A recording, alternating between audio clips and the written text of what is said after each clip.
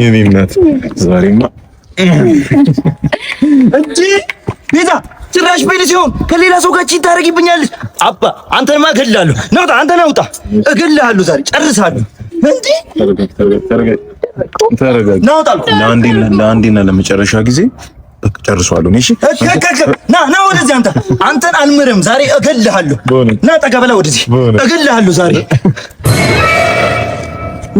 በጉልበት እባክህ። የኔ አባት ለካ ከደህና ሰው ጋር ነው ቺት የምታደርጊብኝ። እኔ እኮ መጥፎ ሰው ላይ እንዳትወርቂብኝ እኮ ነው። ከመልካም ሰው ጋር ነው የምትመሰልችው። የኔ ጌታ በጣም ይቅርታ ረበሽኳቸው። እኔ የምልሽ እንዴት ነው ቤት ውስጥ ስራ ምናምን እንዴት ነው ያግዝሻል?